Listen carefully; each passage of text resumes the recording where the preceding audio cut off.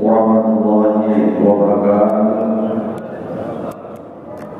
Innal hamdalillah nahmaduhu wa nasta'inuhu wa nastaghfiruh wa na'udzu billahi min shururi anfusina wa min sayyiati a'malina.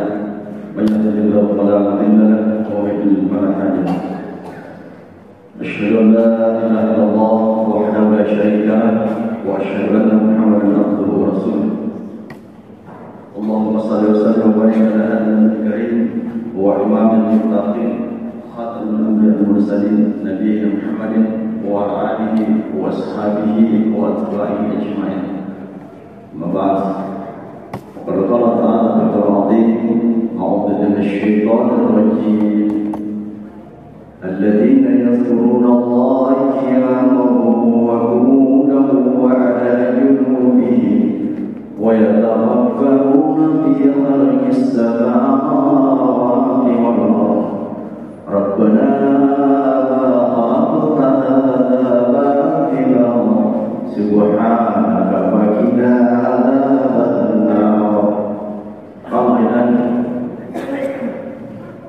ولقد ذرأنا لجهنم كثيرا من الجن والإنس لهم قلوب لا يفقهون بها ولهم عذاب لا يبصرون بها ولهم أعين لا يبصرون بها ولهم آذان لا يسمعون بها أولئك كالأنعام بل هم أضل أولئك هم الغافلون. Sallallahu. Sidang jemaah, salah satu yang insyaallah semoga kita senantiasa dirahmati Allah Subhanahu wa taala. Tiada kata yang pantas mari kita sama-sama ucapkan persembahkan kepada Allah Subhanahu wa taala. Allah yang berkuasa membangunkan kita, memberikan kenikmatan kepada kita tiada henti-hentinya. Dari bangun tidur kita, bahkan tidur itu sendiri adalah nikmat. Banyak orang yang tidak berikan kenikmatan dalam tidurnya, gelisah di dalam tidurnya. Banyak orang yang digelisahkan setelah dibangunkan, gelisah juga hidupnya. Kita alhamdulillah tidurnya kita kalau tidak dibangunkan dengan witir bisa-bisa kita kesiangan. Alhamdulillah, itulah yang perlu kita syukuri, nikmat yang Allah berikan ini, bentangkan, paparkan kepada kita tiada henti-hentinya. Maka tidak salah jika kita salah mendengarkan firman Allah, wa in ta'uddu nikmatallahi la tuhsuha. Ini ayat ini sangat populer karena hampir di setiap pembuka ceramah itu disampaikan para ustaz. Karena memang ini kita untuk selalu diingatkan terhadap nikmat-nikmat yang Allah berikan kepada kita setiap saat, supaya kita tidak kufur. Dan Allah pun menjanjikan, la in syakartum la azidannakum in azabi lasyadid wa la in kafartum la azabi lasyadid. Siapa yang mensyukuri nikmatku, maka yang pandai mensyukuri nikmatku, maka nikmat itu akan kutambahkan kepadanya. Dan siapa yang kufur yang menutup-nutupi nikmat itu, maka sungguh azab kami sangat pedih. Ya, jemaah subuh yang berbahagia, bersalawat kita kepada baginda Nabiullah Muhammad sallallahu alaihi wasallam. Innallaha wa malaikatahu yusholluna 'alan nabi.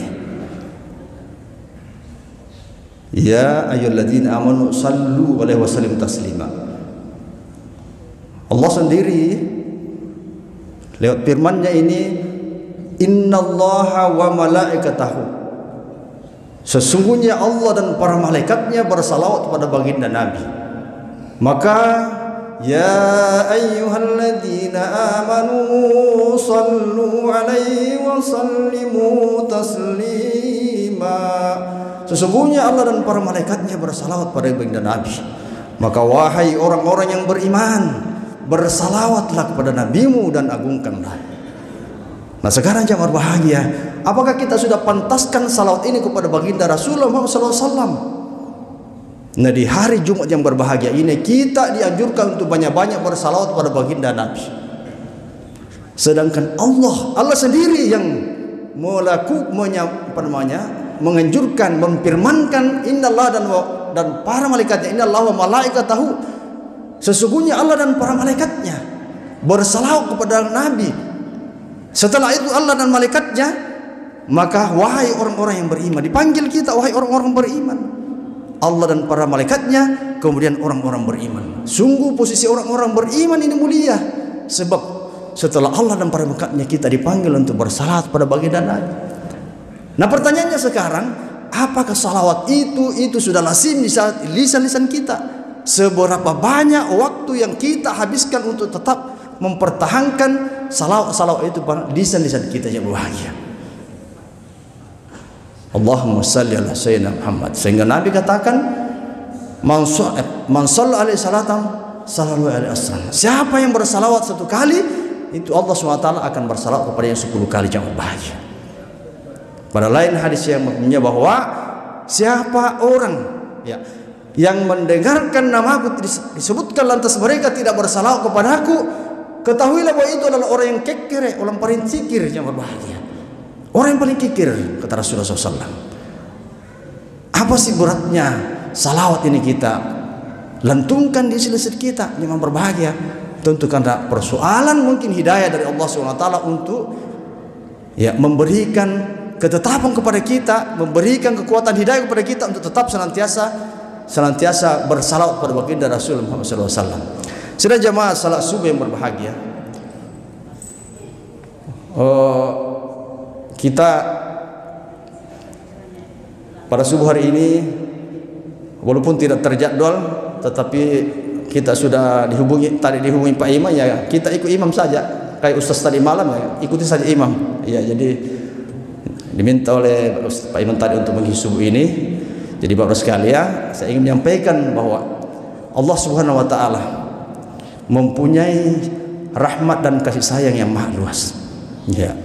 Allah SWT mengenalkan dirinya di dalam ayat-ayatnya. Ayat-ayat Allah Subhanahu wa taala yang kita pahami itu ayat kauniyah dan ayat qauliyah. Jadi Allah memperkenalkan dirinya kepada kita, kepada hambanya lewat ayat-ayatnya itu, jangan bahagia. Ayat-ayat Allah Subhanahu wa taala yang kita pahami saat ini ayat kauniyah, berupa ciptaan Allah SWT yang maha agung. Sehingga jangan berbahagia setiap kita memampatkan, menggunakan mata kita ini di dalam memandang alam raya ini.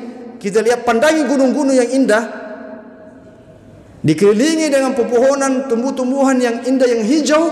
Di situ adalah ayat kauniyah Allah Subhanahu wa taala. Itu ayat-ayat ciptaan Allah Subhanahu wa taala. Bagi orang-orang yang berpikir, bagi orang-orang yang menggunakan hidayah akalnya, Allah Subhanahu wa taala mengaruniakan 3 hidayah kepada kita hamba-hambanya ini. Hidayatul khalqi, hidayatul bayan, hidayatul taufik. Tapi barang siapa hamba-hamba Allah yang tidak dikaruniai hidayah semua ini, maka mereka ini tidak berikan kekuatan untuk membaca tanda-tanda fenomena alam yang ada terjadi di Ibrahim. Orang yang telah dikaruniai hidayah khalqi, akal pikirannya, mereka akan mampu mengelola fenomena alam yang terjadi, bisa membaca tanda-tanda alam ini. Sehingga yang berbahagia, Allah menyampaikan alladzina yazkurunallaha qiyaman wa qu'udan wa 'ala junubihim.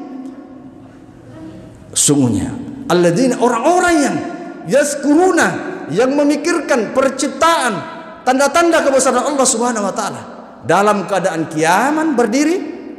Posisi kita hanya 3 jam berbahagia. Berdiri, kalau tidak berdiri duduk, kalau tidak duduk kita dalam keadaan berbaring. Mereka senantiasa memikirkan penciptaan dan tanda-tanda kebesaran Allah Subhanahu wa taala ini. Sehingga lewat daripada pemahaman, lewat daripada pandangan, lewat daripada tafakkur yang mereka lakukan, maka di dalam lisan-lisan mereka itu keluar dengan sendirinya, Rabbana ma khalaqta hada batilan subhanaka faqina adzabannar. Wahai Allah, tidak ada yang sia-sia Engkau ciptakan di alam raya ini, jangan berbahagia. Sehingga kita pun bisa membaca tanda-tanda alam dan tanda-tanda pada diri kita, yang berbahagia. Sehingga ada orang katakan, bahkan dahulu para nabi, para sahabat Rasul bisa membaca dirinya ketika diberikan ditakdirkan mereka sakit, justru itu menjadi tanda baginya bahwa engkau si fulan itu adalah tanda dari Allah, kiriman dari Allah bahwa engkau diberi ujian. Tingkatkan pengabdianmu ya jemaah berbahagia, tingkatkan ibadahmu. Itu bacaan-bacaan kepada dirinya sendiri, terhadap dirinya sendiri yang berbahagia. Ya. Kemudian kenapa Allah SWT mengenalkan ayat-ayat yang saya katakan tadi, mengenalkan ayat-ayatnya, mengenalkan dirinya terhadap kita dengan ayat-ayatnya, supaya apa? Supaya kita hamba-hambanya lebih mengenal Allah. Kalau dia telah mengenal Allah, maka dia akan semakin cinta kepadanya. Ada istilah tak kenal maka tak tak kenal maka tak sayang, tak sayang maka tak cinta, tak cinta maka tidak ada kerinduan yang berbahagia. Begitu pula ini Allah sengaja mengenalkan ayat-ayatnya lewat ayat Qauliyah dan Qauliyahnya, supaya kita lahir dengan mengenali lewat ayat-ayatnya itu, kita tercipta itu rasa sayang sama Allah, semakin cinta sama Allah, semakin rindu kepada Allah. Ketika sudah tercipta rasa rindu, rasa sayang tadi itu, maka kita senantiasa berusaha meningkatkan kualitas, berusaha meningkatkan kehusyuan kita beribadah kepada Allah Subhanahu wa taala, karena kita sudah mengenal tadi itu lewat firman-firmannya, lewat ayat-ayatnya. Nah, jemaah berbahagia, rahmat dan kasih sayang Allah Subhanahu wa taala ini, ya, fi rahmati wa fi rahmati min kulli syai'in, dan rahmatku kata Allah Subhanahu wa taala meliputi segala sesuatu, meliputi segala sesuatu. Abdul Rahman Asy-Syaddi di dalam tafsirnya mengatakan bahwa ayat ini fi rahmati min kulli syai'in, bahwa rahmat kasih sayang Allah Subhanahu wa taala meliputi segala sesuatu, makhluk di atas, makhluk di bawah dapat rahmat Allah Subhanahu wa taala. Hamba-hambanya yang beriman, yang pujur, yang taat, yang tidak taat, yang semuanya dapat kasih sayang Allah Subhanahu wa taala yang berbahagia. Alam raya ini, yang di langit, yang di bumi, segala isinya mendapatkan rahmat dan kasih sayang Allah Subhanahu wa taala. Ya, sehingga digambarkan bahwa kasih sayang, rahmat Allah Subhanahu wa taala itu, kalau kita andaikan 100 angka, maka Allah Subhanahu wa taala itu menyimpan rahmatnya 99 di atas, dan itulah yang diturunkan ke bumi 1%, dibagi-bagi ke seluruh makhluk yang ada di permukaan bumi ini, dan itu pun sudah mencukupi bahkan yang berbahagia rahmat Allah Subhanahu wa taala ini. Ya. Seorang ibu, kasih sayang yang terbesar yang ada di alam dunia ini, Bapak Ibu sekalian, kasih sayang seorang ibu terhadap anaknya. Tidak ada kasih sayang melebihi kasih sayang ibu seorang anaknya. Kalau ada seorang pemuda ingin menyampaikan kepada seorang wanita, wahai wanita, saya sangat mencintai kamu, saya sangat kasih sayang kamu sepenuh hati, bohong itu. Yang asli kasih sayang itu, asli kasih sayang ibu terhadap anaknya yang berbahagia. Tapi jangan berbahagia, kasih sayang ibu terhadap anaknya lebih tinggi kasih sayang Allah Subhanahu wa taala kepada hamba-hambanya yang berbahagia. Tapi hamba itulah yang menggelincirkan dirinya, dia meninggalkan dirinya, membiarkan dirinya di dalam kesesatan, di dalam kemaksiatan, dan terkadang dia Allah lepaskan dirinya sendiri. Silakan kau berbuat, yang berbahagia. Ya. Nah itu. Tapi pada kesempatan ini kita tidak akan membahas tentang kasih sayang Allah, rahmat Allah terhadap orang-orang yang beriman. Ya, orang-orang yang melakukan masalah kita, alhamdulillah, semoga Allah SWT istiqamahkan kita senantiasa melakukan amal-amal kebajikan selama Ramadan, berasik-asik qiraatul Quran, asik melakukan qiyamul lail, asik melakukan amalan apa saja yang pahalanya tadi itu dijanjikan Allah SWT dengan berlipat kali ganda. Tetapi yang berbahagia, saya sampaikan tadi, kasih sayang Allah Subhanahu wa taala ini diturunkan kepada seluruh hamba-hambanya, termasuk kepada orang-orang yang melakukan dosa, orang-orang yang melakukan maksiat. Bayangkan jemaah berbahagia, sementara kita berpuasa, sementara kita asik memaksimalkan ibadah Ramadan kita, salat tarawih kita, ibadah puasa kita, sedekah kita, qiraatul Quran kita, tetapi ada orang yang berbalik dengan itu. Di siang hari mereka juga tidak berpuasa yang berbahagia. Padahal kalau lihat fisiknya kuat, badannya kuat, kekar, tapi mereka tidak mampu melakukan ibadah puasa tadi itu, menjaga lapar dan hausnya itu. Iya. Di malam, bahkan di malam-malam orang-orang beribadah, qiyamul lail, menyembah, istighfar kepada Allah SWT, mereka melakukan kegiatan yang bermaksiat, minum-minum, merampok, mencuri dan sebagainya. Ada itu. Orang sementara tidur mereka memanfaatkan waktunya untuk apa? Mereka juga melakukan aksinya. Tetapi Allah Subhanahu wa taala yang berbahagia tidak langsung mencabut nyawanya, tidak langsung mengasap dia. Kasih sayang Allah yang berbahagia. Ya. Jadi yang berbahagia kasih sayang Allah Subhanahu wa taala terhadap pendosa yang pertama, mereka senantiasa tetap ditutupi aib-aibnya, yang berbahagia. Mereka ditutupi aib-aibnya. Ya.